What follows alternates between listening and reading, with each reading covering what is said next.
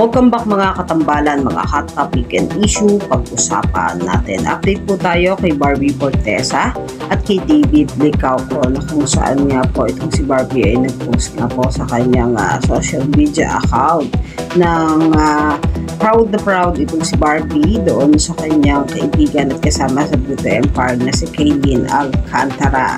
Matapos nga itong manalo ng TV Choice Award na ipinakita pa nga yung kanyang trophy na hawak-hawak at may caption pa nga doon na Mariko yan. Yan po yung post ito si Barbie. At sa latest post naman po ni Barbie ngayon, isa-isa nila nga ipinapasa yung serum na kung saan ay hawak nga nila at sinasabi nga kung bakit nila ipapasa yon. At yung serum na yon ay isa sa hawak-hawak din ni Barbie noong nakaraang tutorial niya sa Beauty Empire. At syempre, ang Beauty Empire po ay patuloy pa rin pinapalabas sa BU Philippines na talaga namang abang-abang eksena at magaganap sa Beauty Empire.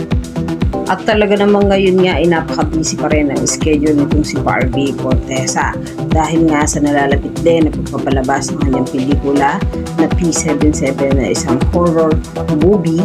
Habang si David Licauco naman po ay nag-post din sa kanyang social media account at David nga po ang brand ambassador ng Reno 13 series na kung saan nga po ay ipinakita ng Oppo ang mukha nitong si David sa kanilang billboard na hawak-hawak nga po yung Reno 13 series ng Oppo. Yan po yung mga update natin kay Barbie at kay David. Kayo mga katambalan, ano ang masasabi nyo? Mag-comment lang sa comment section pag-usapan natin.